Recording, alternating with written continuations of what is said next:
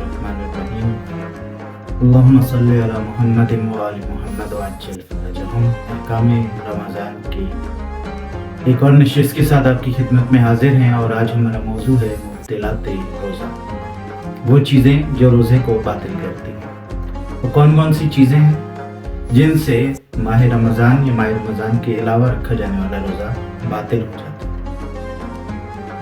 रिवायात की रोशनी में फुकहा ने 9 चीज़ों को बयान किया, जिनमें सबसे पहले जानबूझकर खाना पीना, गुबार को हलक तक पहुंचाना, अनीमा करना, जानबूझकर कै करना, जिमा करना, इस्तेमना करना, तुलुए सुबह तक या अज़ान फजर तक जानबूझकर जनाबत की हालत पे बाकी रहना, सर को पानी के अंदर जानबूझकर मुकम्मल तौर पर डिबोना और खुदा रसूल और इमाम के साथ झूठ की निस्बत देना। ये 9 चीज़ें ऐसी हैं जिनमें से किसी एक का अंजाम देना भी रोज़े को बातिल करता है।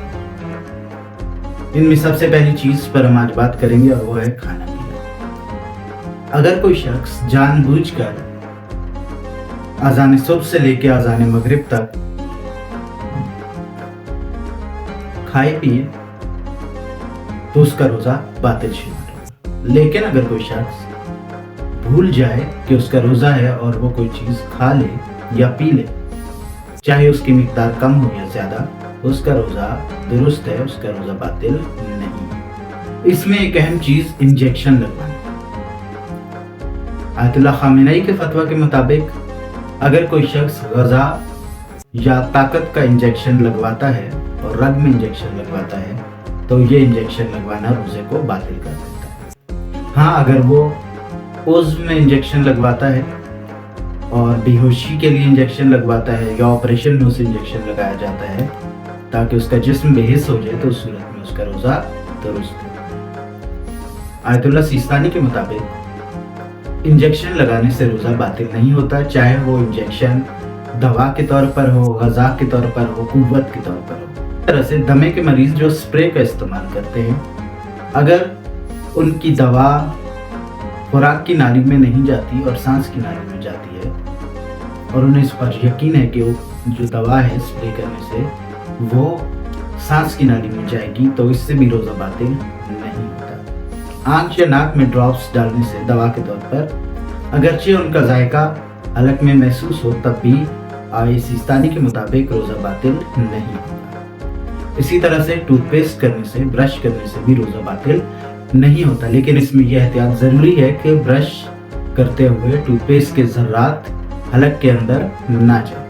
अगरचे उसका जायका हलक के अंदर जाता है और काफ़ी देर तक बाकी भी रहता है, लेकिन जायका बाकी रहने से रोज़ा बातिल नहीं होता। गुबार के हलक तक पहुंचने से रोज़ा बातिल होता है, अगरचे वो गुबार खुराकी अज्जा पर मुश्तमिल हो, जैसे आटे से उठने वाला गुबार, या गैर खुराकी अज्जा हो, जैसे गर्द गुबार, जैसे झाड़ू देने से जो गुबार उठता है। अगर वो गुबार शदीद है और आपके हलक तक पहुंच गया और आपको महसूस हो कि गुबार आपके हलक तक पहुंच चुका है, तो उससे रोज़ा बातिल हो जाता है। इसी तरह से धुएं के बारे में आयतुल्लाह खामेनी का फतवा यह है कि धुआं अगरचे सिगरेट का हो या गाड़ियों का हो या कोई दूसरा धुआं हो, अगर वो गलीज़ है यानी गाढ़ा है और आपके हलक तक पहुंचता है तो उससे आपका रोज़ा बातिल हो जाता है। लेकिन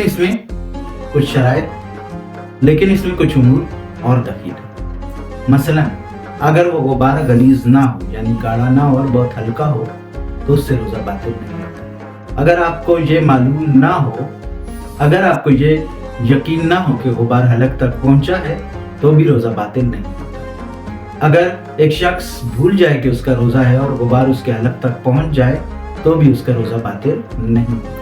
अगर एक शख्स किसी ऐसी जगह पर है जहाँ अचानक से शदीद गुबार उठता है और उसके हलक तक पहुंच जाता है, जिसमें उसका कोई अमल दखल या इरादा शामिल नहीं है, तो उस सूरत में भी उसका रोज़ा बातिल नहीं होगा।